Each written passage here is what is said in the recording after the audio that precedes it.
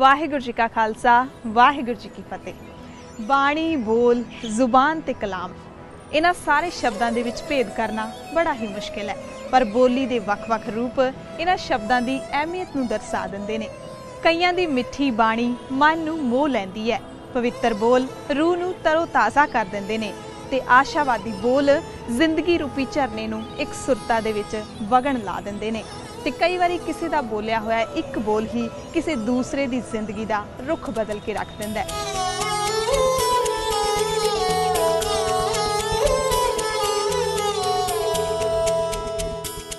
ते बाणी दा एक रूप लैके असी भी तुहाडे सब दे सन्मुख हाजिर हो रहे हैं अपने नवे प्रोग्राम के जरिए, जिसका नाम है बाणी।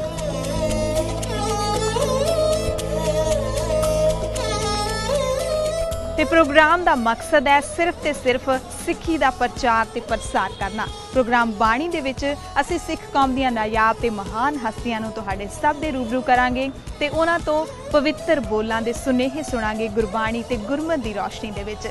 आस ते अरदास करदे हां कि तुसीं सब भी सानूं इस प्रोग्राम दे विच अपना प्यार ते सहयोग दिओगे। ते असीं अपने इस प्रोग्राम बाणी की शुरुआत कर रहे हैं रूहानियत ते सर्व सांझीवालता दे सोमे सचखंड श्री हरमंदिर साहिब तो।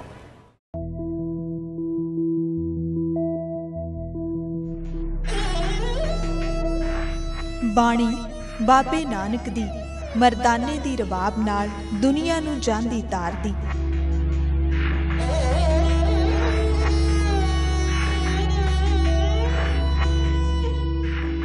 बाणी दे इस नवे अध्याय विच रोजाना असी एक नवे विषय ते विचार करांगे।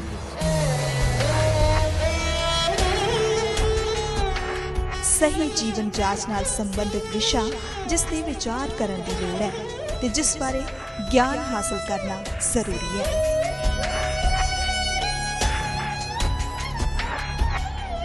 समय समय ते जो कौम दे चलंत मुद्दे ने उन्हां ते भी कौम दियां सूझवान शख्सियतां दे विचार ते सुनेहे असीं अपने दर्शकां तक पहुंचावांगे।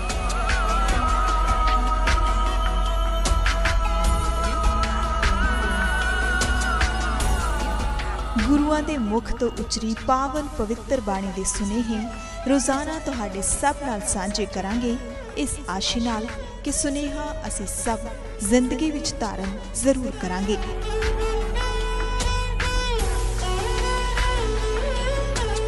हर उम्र वर्ग दे लोकां विच अज किताबां पढ़न दा रुझान काफ़ी हद तक घटदा जा रहा है ते बाणी दे जरिए रोजाना एक चंगी पुस्तक तुहानू सब नू पढ़न लई प्रेरित करेगी। कौम दी चढ़दी कला लई योगदान पाउण वालियां ते मौजूदा समय योगदान पा रही शख्सियतां दा जिक्र भी बाणी दा हिस्सा होवेगा। मनुखी मन दे सवाल कदे नहीं मुकदे, कईयां दे अधूरे रह जांदे ने ते कई अपने मनां विच ही लैके इथों सुरखरू हो जाते हैं।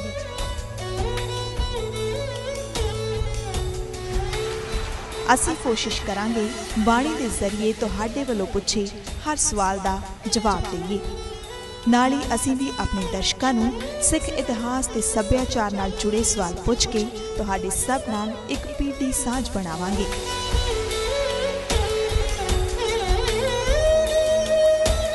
मालिक दे सन्मुख जोदड़ी है कि साडा तुहाडा ये उपराला सिर्फ ते सिर्फ सच नाल जुड़िया रहे।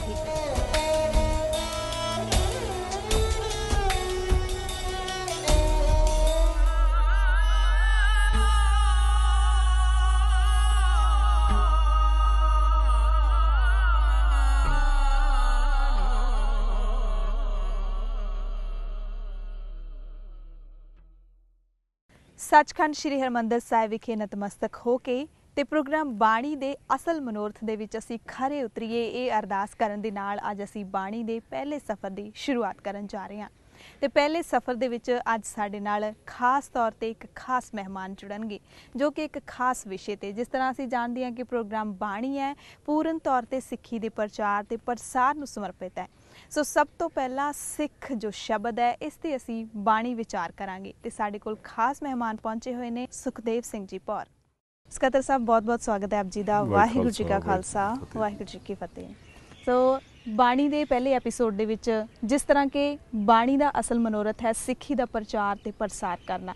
ਸੋ ਸਭ ਤੋਂ ਪਹਿਲਾਂ ਅਸੀਂ ਸਿੱਖ ਸ਼ਬਦ ਹੈ ਇਸ ਤੋਂ ਹੀ ਅਸੀਂ ਆਪਣੇ ਪ੍ਰੋਗਰਾਮ ਦੀ ਸ਼ੁਰੂਆਤ ਕਰਾਂਗੇ ਤੇ ਸਕੱਤਰ ਸਾਹਿਬ ਨਾਲ ਅਸੀਂ ਇਸ ਵਿਸ਼ੇ ਤੇ ਵਿਚਾਰ ਕਰਾਂਗੇ। ਸਿੱਖ ਸ਼ਬਦ ਕਦੋਂ ਈਜ਼ਾਦ ਹੋਇਆ, ਗੁਰੂ ਨਾਨਕ ਪਾਤਸ਼ਾਹ ਨੇ ਇਸ ਨਵੀਨ ਵੱਖਰੇ ਤੇ ਵਿਲੱਖਣ ਧਰਮ ਦੀ ਕਿਉਂ ਲੋੜ ਪਈ ਉਹਨਾਂ ਨੂੰ ਇਸ ਦੀ ਸਿਰਜਣਾ ਕਰਨ ਦੀ, ਇਸ ਦੀ ਸ਼ੁਰੂਆਤ ਕਰਨ ਦੀ। ਸਾਰੇ ਸਵਾਲਾਂ ਤੇ ਅਸੀਂ ਵਿਚਾਰ ਕਰਾਂਗੇ। ਸ਼ੁਰੂ ਕਰਦੇ ਹਾਂ ਅੱਜ ਦਾ ਬਾਣੀ ਵਿਚਾਰ।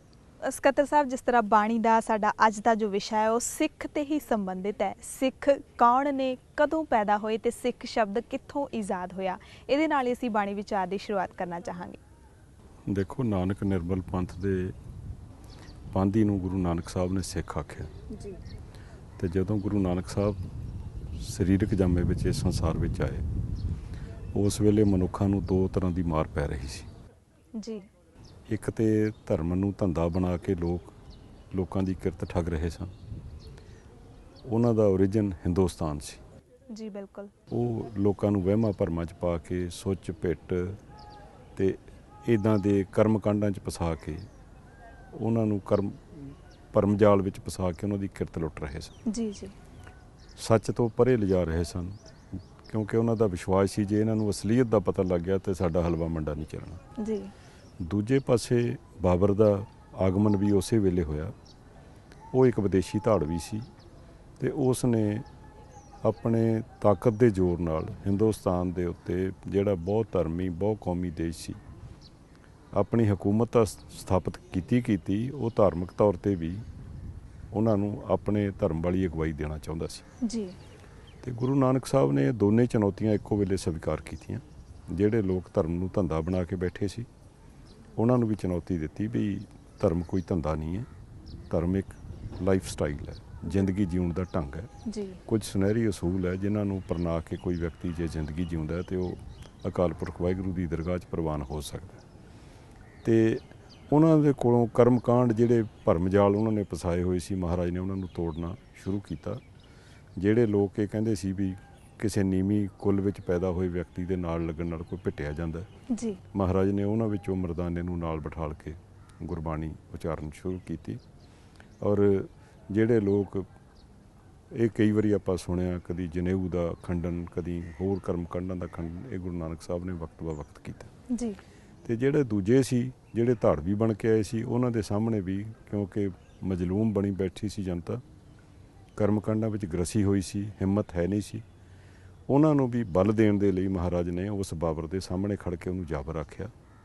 ਉਹਨੂੰ ਰਾਜਾ ਸ਼ੀਂਹ ਮੁਕੱਦਮ ਕੁੱਤਾ ਤੱਕ, ਜਦੋਂ ਉਹਦੇ ਅਹਿਲਕਾਰਾਂ ਨੂੰ ਔਰ ਫਿਰ ਉਹਦੇ ਜਿਹੜੇ ਕਾਜ਼ੀ ਝੂਠੇ ਫਤਵੇ ਸੁਣਾਉਂਦੇ ਸੀ, ਉਹਨਾਂ ਨੂੰ ਵੀ ਮਹਾਰਾਜ ਨੇ ਕਿਹਾ ਕਿ ਕਾਜ਼ੀ ਹੋਏ ਰਿਸ਼ਵਤੀ ਵੱਢੀ ਲੈ ਕੇ ਹੱਕ ਗਵਾਈ।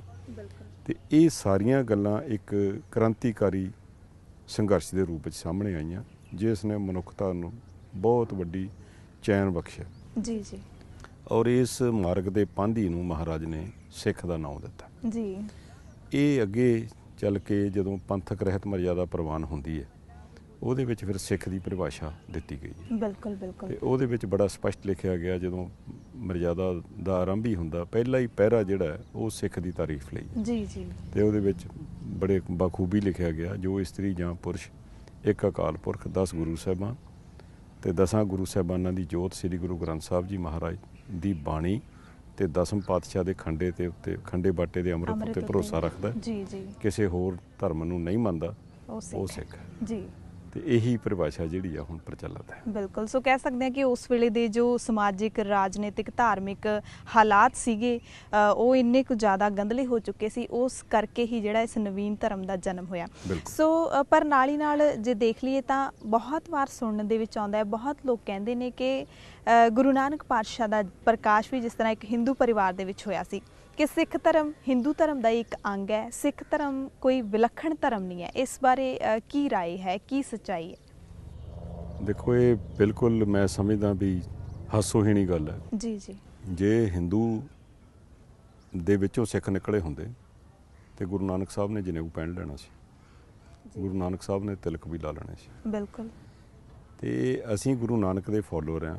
ਜਿਵੇਂ ਮੈਂ ਪਹਿਲਾਂ ਪਰਿਭਾਸ਼ਾ ਦੱਸੀ ਆ, ਅਸੀਂ 10 ਗੁਰੂ ਸਾਹਿਬਾਨ, ਉਹਨਾਂ ਦੀ ਆਤਮਿਕ ਜੋਤ ਗੁਰੂ ਗ੍ਰੰਥ ਸਾਹਿਬ ਜੀ ਜੀ ਤੇ ਦਸ਼ਮੇਸ਼ ਜੀ ਦੇ ਖੰਡੇ ਬਾਟੇ ਤੇ ਭਰੋਸਾ ਰੱਖਣ ਵਾਲੇ ਸਿੱਖ ਜੀ। ਬਿਲਕੁਲ। ਤੇ ਸਾਡੇ ਗੁਰੂ ਸਾਹਿਬਾਨ ਨੇ ਜਿਨ੍ਹਾਂ ਨੇ ਪਹਿਲੇ ਜਾਮੇ ਦੇ ਵਿੱਚ ਹੀ ਜਦੋਂ ਇਹ ਗੱਲ ਕਹੀ ਵੀ ਮੈਨੂੰ ਜਨੇਊ ਕਿਉਂ ਪਹਿਨਾਇਆ ਜਾ ਰਿਹਾ, ਪੰਡਿਤ ਜੀ ਨੂੰ ਪੁੱਛਿਆ। ਉਹ ਕਹਿਣ ਲੱਗੇ ਰੀਤ ਹੈ, ਤੁਹਾਡਾ ਜਨਮ ਹਿੰਦੂ ਪਰਿਵਾਰ ਵਿੱਚ ਹੋਇਆ। ਉਹ ਕਹਿੰਦੇ ਫਿਰ ਇਸ ਤਰ੍ਹਾਂ ਕਰੋ, ਜੇ ਮੈਨੂੰ ਜਨੇਊ ਪਹਿਨਾਉਣਾ ਤਾਂ ਮੇਰੀ ਭੈਣ ਨਾਨਕੀ ਨੂੰ ਕਿਉਂ ਨਹੀਂ ਪਹਿਨਾਇਆ? ਬਿਲਕੁਲ, ਉਹ ਵੱਡੇ ਉਹ ਨੇ। ਕਹਿੰਦੇ ਔਰਤ ਨਹੀਂ ਪਹਿਨ ਸਕਦੀ। ਤੇ ਫਿਰ ਕਹਿੰਦੇ ਫਿਰ ਮੈਨੂੰ ਕਿਉਂ ਪਹਿਨਾਇਆ ਜਾ ਰਿਹਾ?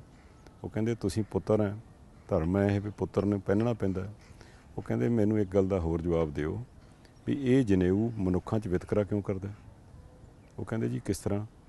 ਕਹਿਣ ਲੱਗੇ ਬ੍ਰਾਹਮਣ ਨੂੰ ਤੁਸੀਂ 5 ਧਾਗਿਆਂ ਵਾਲਾ ਜਨੇਊ ਪਹਿਨਾਉਂਦੇ ਅਤੇ ਮੰਤਰ ਅਤੇ ਗੰਢਾਂ ਉਹਦੀ ਗਿਣਤੀ ਹੋਰ ਹੈ, ਅਤੇ ਖੱਤਰੀ ਨੂੰ 4 ਧਾਗਿਆਂ ਵਾਲਾ ਜਨੇਊ ਪਹਿਨਾਉਂਦੇ, ਉਹਦੇ ਮੰਤਰ ਹੋਰ ਨੇ, ਗੰਢਾਂ ਹੋਰ ਨੇ ਜੀ। ਅਤੇ ਵੈਸ਼ ਨੂੰ 3 ਧਾਗਿਆਂ ਵਾਲਾ ਜਨੇਊ ਪਹਿਨਾਉਂਦੇ।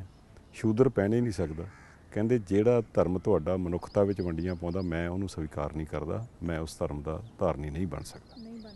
ਅਤੇ ਜੇ ਮੈਨੂੰ ਜਨੇਊ ਪਹਿਨਾਉਣਾ ਤਾਂ ਮੈਨੂੰ ਦਇਆ, ਕਪਾਹ, ਸੰਤੋਖ, ਸੂਤ, ਜੱਤ, ਗੰਢੀ 7 ਵੱਟ ਵਾਲਾ ਜਨੇਊ ਪਹਿਨਾ ਦਿਓ, ਮੈਂ ਪਹਿਨ ਲੈ ਜੀ। ਜੇ ਤੁਹਾਡੇ ਕੋਲ ਹੈ ਤਾਂ ਲਿਓ। ਅਤੇ ਉਹਨਾਂ ਨੇ ਤਾਂ ਪਹਿਲੇ ਦਿਨ ਹੀ ਇਹਨਾਂ ਕਰਮਕਾਂਡਾਂ ਨੂੰ ਚੁਣੌਤੀ ਦੇ ਦਿੱਤੀ, ਅਤੇ ਜਿਹੜੀ ਸਾਡੀ ਪਰਿਭਾਸ਼ਾ ਪੰਥ ਨੇ ਪ੍ਰਵਾਨਿਤ ਕਰ ਲਈ ਹੈ ਉਹਦੇ ਮੁਤਾਬਕ ਅਸੀਂ 10 ਗੁਰੂ ਸਾਹਿਬਾਨ ਦੀ ਸਿੱਖਿਆ ਅਤੇ ਉਹਨਾਂ ਦੀ ਆਤਮਿਕ ਜੋਤ ਗੁਰੂ ਗ੍ਰੰਥ ਸਾਹਿਬ ਜੀ ਦੀ ਬਾਣੀ ਨੂੰ ਆਧਾਰ ਮੰਨ ਕੇ ਜ਼ਿੰਦਗੀ ਜਿਉਣ ਵਾਲੇ ਹਾਂ ਜੀ। ਅਤੇ ਸਾਡੇ ਲਈ ਇਹ ਹੁਕਮ ਹੈ ਅਸੀਂ ਹੋਰ ਕਿਸੇ ਅੰਨ ਧਰਮ ਨੂੰ ਨਹੀਂ ਮੰਨਣਾ, ਅਤੇ ਗੁਰੂ ਗ੍ਰੰਥ ਸਾਹਿਬ ਮਹਾਰਾਜ 'ਤੇ ਭਰੋਸਾ ਰੱਖਣਾ, ਦਸਮੇਸ਼ ਪਿਤਾ ਦੇ ਖੰਡੇ ਬਾਟੇ ਦੀ ਪੌਲ ਦੇ ਉੱਤੇ ਯਕੀਨ ਰੱਖਣਾ ਜੀ। ਅਤੇ ਇਹਦੇ ਵਿੱਚ ਕਿਤੇ ਹਿੰਦੂਇਜ਼ਮ ਨਹੀਂ ਹੈ। ਜੀ ਬਿਲਕੁਲ। ਸੋ ਜਿਸ ਤਰ੍ਹਾਂ ਪਰ ਸਾਹਿਬ ਧਰਮ ਹੈ, ਉਸ ਤੋਂ ਬਾਅਦ ਆਪਾਂ ਕਹਿੰਦੇ ਹਾਂ ਕਿ ਸਿੱਖ ਧਰਮ ਹੈ ਉਹ ਵੇ ਆਫ ਲਾਈਫ ਹੈ। ਧਰਮ ਤੇ ਵੇ ਆਫ ਲਾਈਫ, ਧਰਮ ਤੇ ਜੀਵਨ ਜਾਂਚ ਦੇ ਵਿੱਚ ਕੋਈ ਅੰਤਰ ਹੈ ਜਾਂ ਇੱਕੋ ਹੀ ਗੱਲ ਹੈ? ਨਹੀਂ, ਧਰਮ ਦੀ ਜੇ ਪਰਿਭਾਸ਼ਾ ਦੇਣੀ ਹੋਵੇ ਨਾ, ਜੀ। ਦਰਅਸਲ ਧਰਮ ਦੀ ਪਰਿਭਾਸ਼ਾ ਆਪਾਂ ਇੱਕ ਲਾਈਨ 'ਚ ਵੀ ਦੇ ਸਕਦੇ ਹਾਂ। ਜਿਹੜਾ ਮਾਰਗ ਨੇਕੀ ਦੀ ਮੰਜ਼ਿਲ ਵੱਲ ਨੂੰ ਕਿਸੇ ਮਨੁੱਖ ਨੂੰ ਲੈ ਕੇ ਜਾਂਦਾ ਉਹ ਧਰਮ ਹੈ। ਜੀ। ਅਤੇ ਧਰਮ ਦੇ ਕੁਝ ਅਸੂਲ ਹੁੰਦੇ ਆ। ਨੇਕੀ ਦੇ ਮਾਰਗ 'ਤੇ ਮਨੁੱਖ ਨੇ ਜ਼ਿੰਦਗੀ ਜਿਉਂਦਿਆਂ ਚੱਲਣਾ ਹੁੰਦਾ ਹੈ, ਉਹਨੇ ਗ੍ਰਸਤ ਵੀ ਆਪਣਾ ਚਲਾਉਣਾ ਹੁੰਦਾ ਹੈ, ਉਹਨੇ ਕਿਰਤ ਵੀ ਕਰਨੀ ਆ, ਨਾਮ ਵੀ ਜਪਣਾ, ਵੰਡ ਕੇ ਵੀ ਛਕਣਾ, ਇਸ ਸੰਸਾਰ ਵਿੱਚ ਆਪਣੀ ਕੁੱਲੀ ਗੁੱਲੀ ਜੁੱਲੀ ਦੀ ਲੋੜ ਵੀ ਪੂਰੀ ਕਰਨੀ ਹੈ। ਜੀ ਜੀ।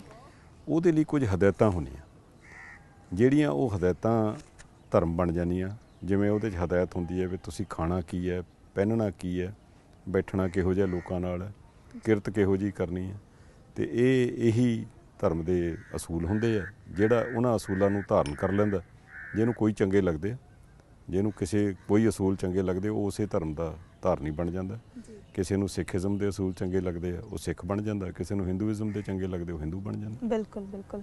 ਸੋ ਜੇ ਸਿੱਖ ਦੇ ਸਰੂਪ ਦੀ ਗੱਲ ਕਰ ਲਈਏ ਤਾਂ ਸਿੱਖ ਦਾ ਸਰੂਪ ਅਸਲ ਦੇ ਵਿੱਚ ਕੀ ਹੈ? ਕਿਉਂਕਿ ਜੋ ਕੇਸਾਧਾਰੀ ਨੇ ਉਹ ਵੀ ਆਪਣੇ ਆਪ ਨੂੰ ਸਿੱਖ ਕਹਿੰਦੇ ਨੇ, ਔਰ ਜੋ ਨਹੀਂ ਕੇਸਾਧਾਰੀ ਉਹ ਵੀ ਸਿੱਖ ਕਹਿੰਦੇ ਨੇ। ਕਿ ਕੇਸਾਂ ਤੋਂ ਬਿਨਾਂ ਸਿੱਖ ਨੂੰ ਪਰਿਭਾਸ਼ਿਤ ਕੀਤਾ ਜਾ ਸਕਦਾ ਹੈ? ਬਿਲਕੁਲ, ਕੇਸਾਂ ਤੋਂ ਬਿਨਾਂ ਸਿੱਖ ਨਹੀਂ ਹੋ ਸਕਦਾ ਜੀ।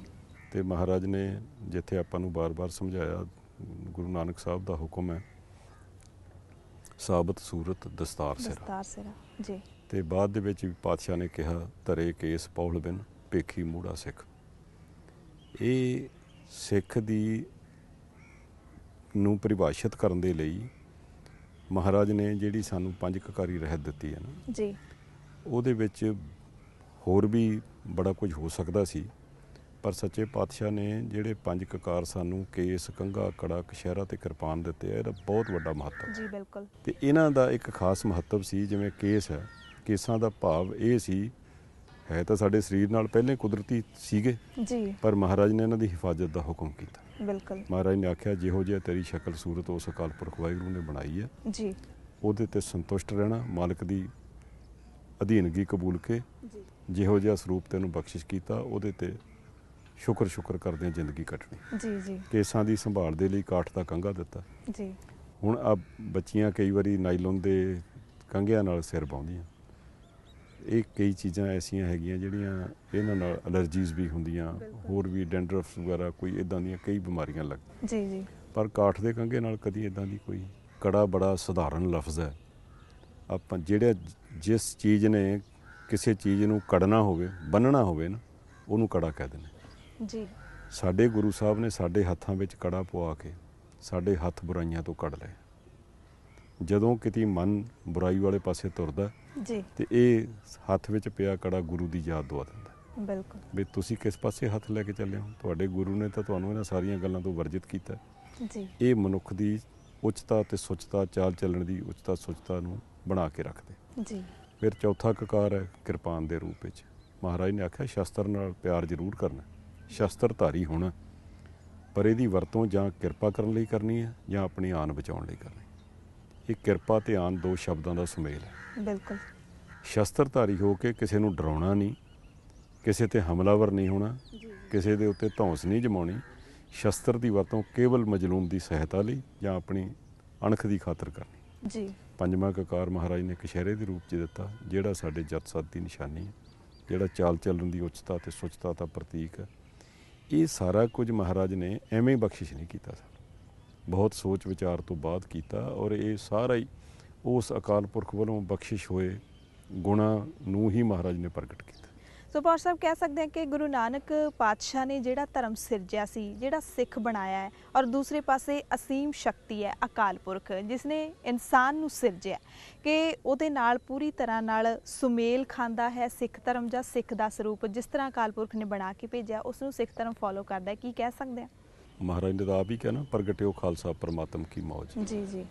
ਇਹ ਉਹਦੀ ਮੌਜ 'ਚ ਹੀ ਪੈਦਾ ਹੋਇਆ। ਬਿਲਕੁਲ ਭਾਰ ਸਾਹਿਬ, ਜਿਸ ਤਰ੍ਹਾਂ ਸਿੱਖ ਦੇ ਤੁਸੀਂ ਗੁਣ ਦੱਸੇ ਨੇ, ਉਸ ਦੀ ਰਹਿਣੀ ਬਹਿਣੀ ਦੱਸੀ ਹੈ, ਤਾਂ ਅੱਜ ਕੱਲ੍ਹ ਬਹੁਤ ਲੋਕ ਇਹ ਤਰਕ ਦਿੰਦੇ ਨੇ, ਈਵਨ ਸਿੱਖ ਨੇ ਜਿਹੜੇ ਉਹੀ ਤਰਕ ਦਿੰਦੇ ਨੇ ਕਿ ਸਿੱਖ ਹੋਣ ਤੋਂ ਪਹਿਲਾਂ ਇਨਸਾਨ ਹੋਣਾ ਬਹੁਤ ਜ਼ਰੂਰੀ ਹੈ। ਕਿ ਸਿੱਖ ਤੇ ਇਨਸਾਨ ਦੇ ਵਿੱਚ ਕੋਈ ਭੇਦ ਹੈ? ਗੁਰੂ ਸਾਹਿਬ ਨੇ ਸਰਵਉੱਤਮ ਇਨਸਾਨ ਬਣਾਇਆ ਖਾਲਸੇ ਜੀ। ਹੁਣ ਗੱਲ ਤਾਂ ਇਹ ਹੈ ਨਾ ਵੀ ਇੱਕ ਤੁਸੀਂ ਸਧਾਰਨ ਇਨਸਾਨ ਬਣਨਾ ਕਿ ਸਰਵਉੱਤਮ ਬਣਨਾ। ਸਰਵਉੱਤਮ ਬਣਨ ਦੇ ਲਈ ਸਰਵਉੱਤਮ ਗੁਣਾਂ ਨੂੰ ਵੀ ਗ੍ਰਹਿਣ ਕਰਨਾ ਪੈਂਦਾ। ਤੇ ਜੇ ਆਪਾਂ ਸਿਰਫ ਇਹ ਕਹਿ ਦਈਏ, ਮਨ ਤੇ ਕਦੀ ਕਿਸੇ ਦੇ ਕਾਬੂ ਨਹੀਂ ਆਇਆ। ਬਾਣੀ ਵਿੱਚ ਆਉਂਦਾ, ਮਨ ਦਰ ਮਤਾ ਜੋ ਕਿਛ ਬੋਲੀਆ ਸੋ ਖਤੋ ਹੀ ਖਤਾ। ਮਨ ਦੇ ਮਗਰ ਜਿਹੜਾ ਵਿਅਕਤੀ ਲੱਗ ਕੇ ਤੁਰਿਆ ਫਿਰਦਾ ਨਾ, ਉਹ ਜ਼ਿੰਦਗੀ 'ਚ ਕਦੀ ਗਲਤੀ ਤੋਂ ਨਹੀਂ ਬਚ ਸਕਦਾ ਵੀ ਉਹ ਕਹਦੇ ਵੀ ਮੈਂ ਗਲਤੀ ਨਹੀਂ ਕਰਾਂਗਾ। ਜੀ ਜੀ। ਅੱਜ ਜਿੰਨਾ ਸਰਕਾਰਾਂ ਨੇ ਕਾਨੂੰਨ ਬਣਾਏ ਹੋਏ ਆ, ਥਾਣੇ ਬਣਾਏ, ਅਦਾਲਤਾਂ ਬਣਾਈਆਂ, ਇਹ ਸਿਰਫ ਮਨ ਭਟਕੇ ਹੋਏ ਮਨ ਨੂੰ ਕਾਬੂ ਕਰਨ ਲਈ।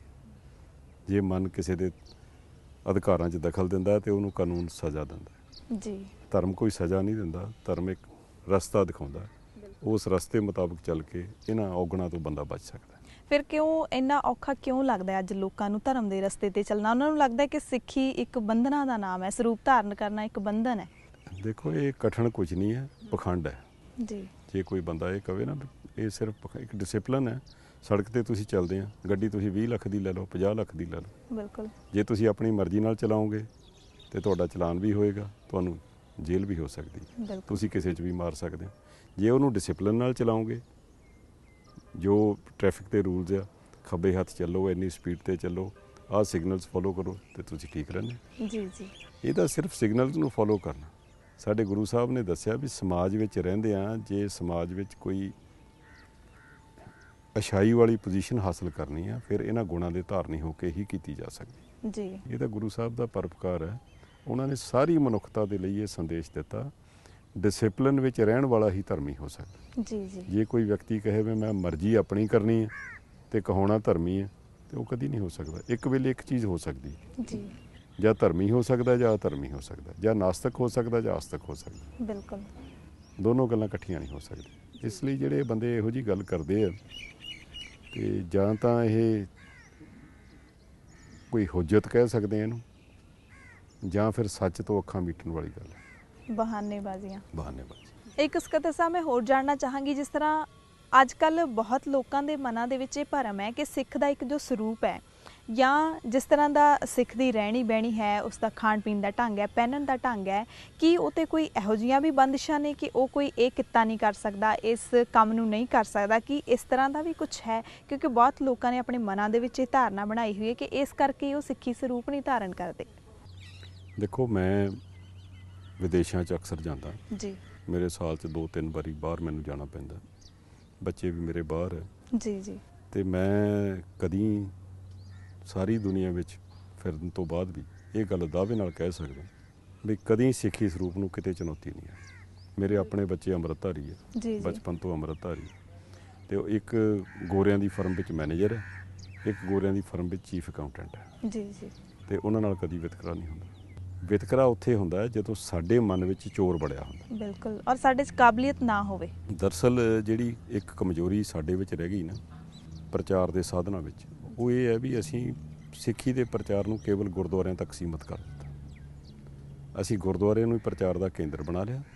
ਕੁਝ ਲੋਕਾਂ ਨੇ ਪ੍ਰਚਾਰ ਨੂੰ ਆਪਣੀ ਰੋਜੀ ਰੋਟੀ ਦਾ ਸਾਧਨ ਬਣਾ ਲਿਆ, ਉੱਥੇ ਸਿੱਖ ਜਾਂਦੇ ਆ, ਸਿੱਖ ਸੁਣਦੇ ਆ, ਸਿੱਖ ਛਕਦੇ ਆ, ਸਿੱਖ ਛਕਾਈ ਜਾਂਦੇ ਆ, ਅਤੇ ਸਿੱਖ ਹੀ ਪੜ੍ਹੀ ਜਾਂਦੇ ਆ, ਸਿੱਖ ਸੁਣੀ ਜਾਂਦੇ ਆ। ਜਿਹੜੇ ਲੋਕਾਂ ਨੂੰ ਅਸੀਂ ਇਹ ਗੱਲ ਸਮਝਾਉਣੀ ਸੀ ਨਾ, ਕਿਉਂਕਿ ਅਸੀਂ ਮਲਟੀ ਕਲਚਰਡ ਕਮਿਊਨਿਟੀਜ਼ ਦੇ ਵਿੱਚ ਚਲੇ ਗਏ, ਗਲੋਬਲ ਹੋ ਗਏ, ਬਿਲਕੁਲ ਉਹਨਾਂ ਲੋਕਾਂ ਨੂੰ ਸਾਡੀ ਸਮਝ ਨਹੀਂ ਸੀ। ਉਹਨਾਂ ਨੂੰ ਅਸੀਂ ਆਪਣੇ ਗੁਣਾਂ ਨਾਲ ਸਮਝਾ ਸਕਦੇ ਸੀ। ਉਹ ਗੁਣ ਅਸੀਂ ਪ੍ਰੋਪੇਗੇਟ ਨਹੀਂ ਕੀਤੇ ਉਹਨਾਂ ਦੇ ਵਿੱਚ, ਅਸੀਂ ਸਿਰਫ ਸਿੱਖਾਂ ਤੱਕ ਰੱਖ ਲਏ। ਜੇ ਉਹਨਾਂ ਗੁਣਾਂ ਨੂੰ ਅਸੀਂ ਪ੍ਰੋਪਰਲੀ ਪ੍ਰੋਪੇਗੇਟ ਕਰਦੇ ਦੂਜੇ ਲੋਕਾਂ ਦੇ ਵਿੱਚ, ਹੁਣ ਪਿੱਛੇ SGPC ਵੱਲੋਂ ਅਸੀਂ ਯਤਨ ਕੀਤਾ ਸੀ, ਜਦੋਂ ਸਾਰੇ ਲੋਕ ਸਿੱਖਾਂ ਨੂੰ ਦੇਖ ਕੇ ਸਾਬਤ ਸੂਰਤ ਸਿੱਖ ਨੂੰ ਕੋਈ ਅੱਤਵਾਦੀ, ਕੋਈ ਵੱਖਵਾਦੀ ਦੀਆਂ ਗੱਲਾਂ ਕਰ ਰਿਹਾ ਸੀ। ਬਿਲਕੁਲ ਚਲੋ ਮੇਰੇ ਮਨ 'ਚ ਇਹ ਗੱਲ ਸੀ, ਮੈਂ ਉਸ ਵੇਲੇ ਐਕਟਿੰਗ ਪ੍ਰਧਾਨ ਸੀ, ਜਦੋਂ ਇੰਗਲੈਂਡ ਦੀ ਮਹਾਰਾਣੀ ਦਾ ਵਿਜ਼ਿਟ ਅਸੀਂ ਕਰਵਾਇਆ ਇੱਥੇ ਆਪਣੇ ਦਰਬਾਰ ਸਾਹਿਬ, ਬੜੇ ਲੋਕਾਂ ਨੂੰ ਦੁਨੀਆ ਵਿੱਚ ਇਹ ਗੱਲ ਗਈ ਵੀ ਦੇਖੋ ਇਹ ਬੜੇ ਪੀਸਫੁਲ ਲੋਕ ਹੈ।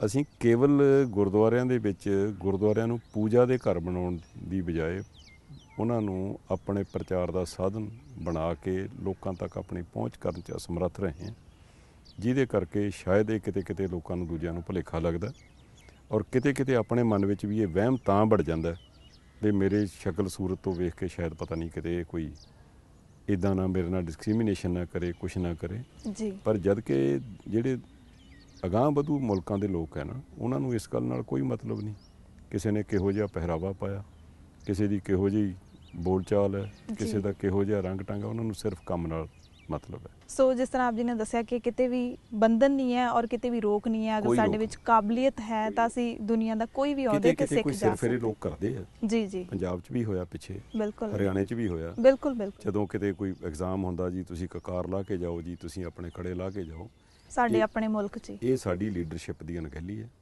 ਜੇ ਲੀਡਰਸ਼ਿਪ ਸਹੀ ਤਰੀਕੇ ਨਾਲ ਪ੍ਰੋਪੇਗੇਟ ਇਸ ਗੱਲ ਨੂੰ ਕਰੇ, ਮੈਂ ਤਾਂ ਐਗਜ਼ੈਕਟਿਵ ਦੇ ਵਿੱਚ ਇਹ ਬਾਰ-ਬਾਰ ਗੱਲ ਕਹੀ ਸੀ, ਜਦੋਂ ਪਟਵਾਰੀਆਂ ਦੀ ਭਰਤੀ ਦੇ ਵਿੱਚ ਅੰਬਾਲੇ ਦੇ ਵਿੱਚ ਉਹਨਾਂ ਦੇ ਬੱਚਿਆਂ ਦੇ ਕਿਰਪਾਨਾਂ 'ਤੇ ਕੜੇ ਲਹਾਏ ਗਏ, ਮੈਂ ਉਸ ਵੇਲੇ ਦੱਸਿਆ ਸੀ ਉਹਨਾਂ ਨੂੰ, ਮੈਂ ਕਿਹਾ ਆਪਾਂ ਨੂੰ ਟੀਮਾਂ ਬਣਾ ਕੇ ਭੇਜਣੀਆਂ ਚਾਹੀਦੀਆਂ, ਔਰ ਇਹ ਹਿੰਦੁਸਤਾਨ ਵਿੱਚ ਜੇ ਹੋਣ ਲੱਗ ਪਿਆ ਫਿਰ ਬਾਹਰ ਕਿਵੇਂ ਹੋਏਗਾ। ਬਿਲਕੁਲ। ਪਰ ਸਾਡੇ ਜਿਹੜੇ ਲੀਡਰਸ਼ਿਪ ਦੀ ਅਣਗਹਿਲੀ ਮੈਂ ਕਹਿ ਸਕਦਾ, ਜਿਨ੍ਹਾਂ ਨੇ ਇਹਨੂੰ ਪ੍ਰੋਪਰਲੀ ਹੈਂਡਲ ਨਹੀਂ ਕੀਤਾ।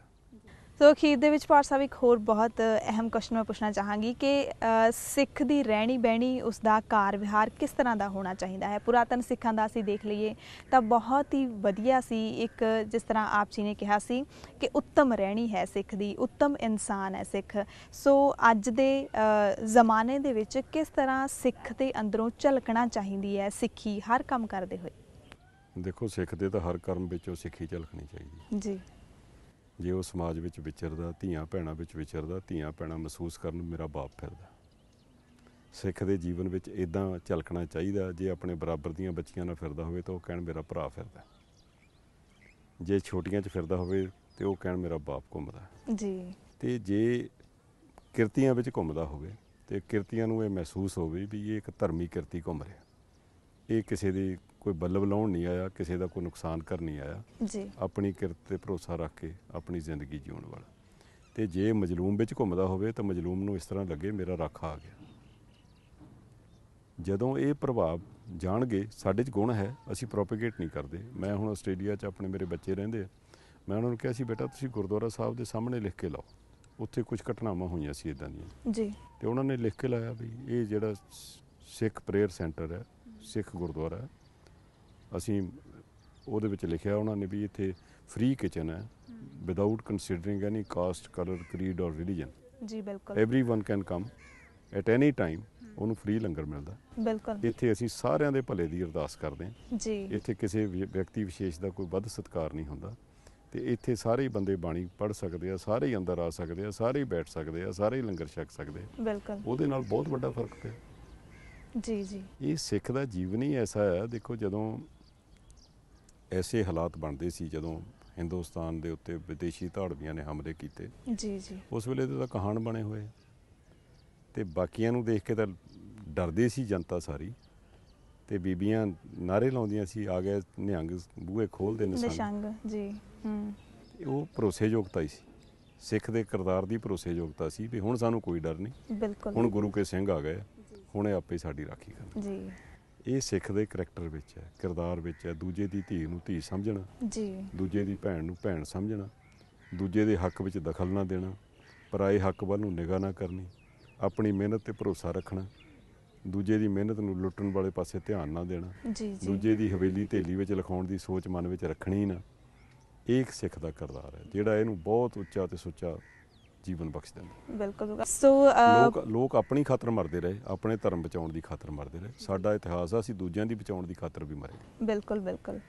ਸੋ ਪਰ ਸਾਹਿਬ, ਜਿਸ ਤਰ੍ਹਾਂ ਸਿੱਖ ਧਰਮ ਹੈ ਉਹਨੂੰ ਕਿਹੜਾ ਇਨਸਾਨ ਹੈ ਜਿਹੜਾ ਅਪਣਾ ਸਕਦਾ? ਜਿਸ ਤਰ੍ਹਾਂ ਆਮ ਤੌਰ 'ਤੇ ਅਸੀਂ ਦੇਖਦੇ ਹਾਂ ਜਿਹੜਾ ਸਿੱਖ ਸੱਭਿਆਚਾਰ ਹੈ, ਜਿਵੇਂ ਗੱਤਕੇ ਦੀਆਂ ਕਲਾਸਾਂ ਲੱਗਦੀਆਂ ਨੇ ਜਾਂ ਕੀਰਤਨ ਦੀਆਂ ਕਲਾਸਾਂ ਲੱਗਦੀਆਂ ਨੇ ਜਾਂ ਕੋਈ ਵੀ ਇਸ ਤਰ੍ਹਾਂ ਦਾ ਕੁਝ ਹੁੰਦਾ, ਤਾਂ ਉੱਥੇ ਬੜੀਆਂ ਨਾ ਦੂਸਰੇ ਬੰਦਿਆਂ ਵਾਸਤੇ ਬੜੀਆਂ ਅੜਚਣਾ ਹੁੰਦੀਆਂ ਨੇ ਕਿ ਹਾਂ ਅਗਰ ਤੁਸੀਂ ਗੱਤਕਾ ਸਿੱਖਣਾ ਕੋਈ ਚਾਹੁੰਦਾ ਹੈ ਤਾਂ ਉਹ ਸਿਰਫ ਤੇ ਸਿਰਫ ਸਿੱਖੀ ਸਰੂਪ ਵਿੱਚ ਆਵੇ, ਫਿਰ ਉਸਨੂੰ ਕਲਾਸ ਵਿੱਚ ਐਂਟਰੀ ਕਰਨੀ ਹੈ। ਕੀ ਇਸ ਤਰ੍ਹਾਂ ਕਰਨਾ ਠੀਕ ਹੈ? ਦੇਖੋ, ਪਹਿਲੀ ਤਾਂ ਗੱਲ ਇਹ ਵੀ ਸਿੱਖ ਧਰਮ ਇੱਕ ਐਸਾ ਧਰਮ ਹੈ ਜੀ, ਇਹ ਕੋਈ ਦੂਜਿਆਂ ਵਾਂਗ ਰਿਜਿਡਿਟੀ ਨਹੀਂ ਹੈ ਇਹਦੇ ਵਿੱਚ। ਬਿਲਕੁਲ। ਇਹਦੇ ਵਿੱਚ ਕੋਈ ਵੀ ਕਿਸੇ ਵੇਲੇ ਵੀ ਆ ਕੇ ਸ਼ਾਮਲ ਹੋ ਸਕਦਾ ਜੀ। ਤੇ ਸ਼ਾਮਲ ਹੋਣ ਦੇ ਲਈ ਇਹ ਜ਼ਰੂਰੀ ਨਹੀਂ ਹੈ, ਇਹ ਸਿੱਖ ਗੁਣ ਸਿੱਖਣ ਦੇ ਲਈ ਕੋਈ ਜ਼ਰੂਰੀ ਨਹੀਂ ਹੈ ਵੀ ਇਹ ਕੋਈ ਫਲਾਣੇ ਧਰਮ ਦਾ ਨਹੀਂ ਸਿੱਖ ਸਕਦਾ ਜਾਂ ਕਰ ਸਕਦਾ। ਜੀ।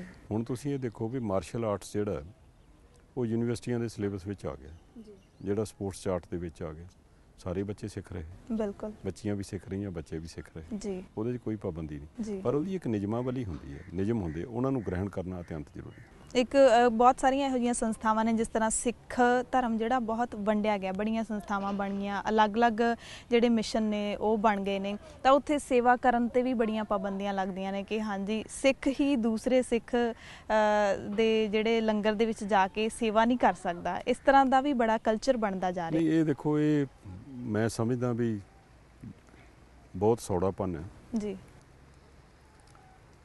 ਮਰਜ਼ਾਦਾ ਦੇ ਵਿੱਚ ਜਦੋਂ ਪੜ੍ਹਦੇ ਆ ਨਾ ਆਪਾਂ, ਉੱਥੇ ਸਿਰਫ ਗੁਰਦੁਆਰੇ ਦੇ ਵਿੱਚ ਆਉਣ ਜਾਣ ਦੀ ਮਰਜ਼ਾਦਾ, ਕਿਸੇ ਵਿਅਕਤੀ ਲਈ ਪਾਬੰਦੀ ਨਹੀਂ। ਜੀ ਜੀ।